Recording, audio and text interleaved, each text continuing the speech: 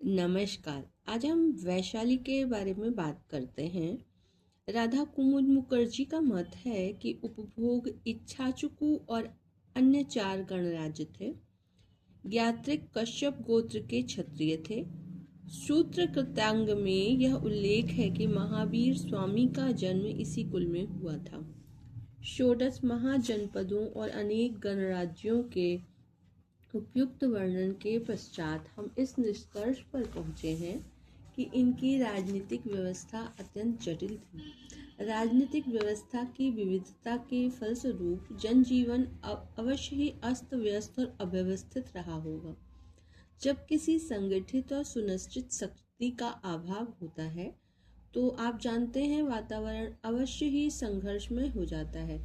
यही कारण है कि यहाँ का जीवन संघर्षमय रहा होगा। इस काल की राजनीतिक स्थिति के परिणाम जीवन के अन्य क्षेत्रों में भी दिखाई देते हैं।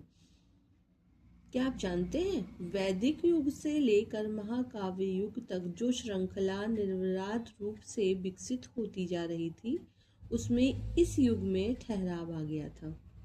यही कारण है कि अनेक विद्वानों ने इस युग को राजनीतिक अंधकार का युग माना है।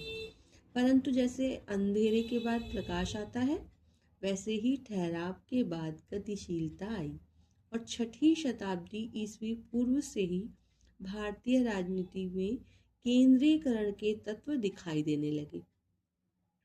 उत्तर वैदिक युग के पश्चात जिस अर्थहीन राजनीतिक युग का आरंभ हुआ था, उसे अब एक निश्चित दिशा प्राप्त होने लगी और राजनीति की अनेक धाराएं किसी विशाल राजनीतिक सागर की ओर तेजी से भागने लगी।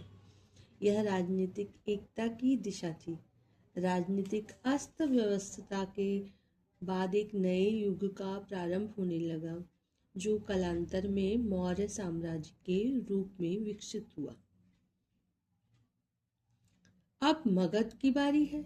मगध में बिंबिसार, अजातशत्रु और महापद्मनंद जैसे कई साहसी तथा शक्तिशाली शासक हुए, जिन्होंने प्रत्येक उचित और अनुचित साधनों द्वारा अपने राज्य का विस्तार किया।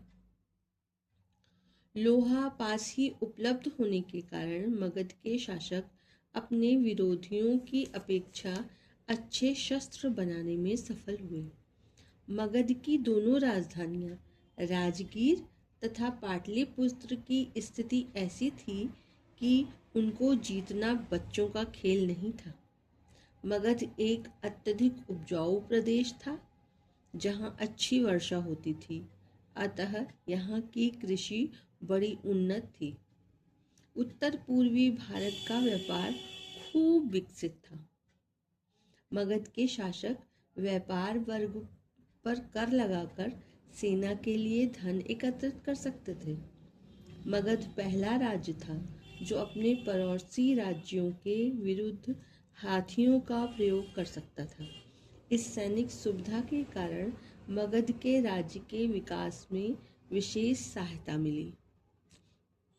आने वाले समय में हम मल्ल और कौशल राज्यों के बारे में, जो महाजनपद थे, उनके बारे में बात करेंगे। धन्यवाद।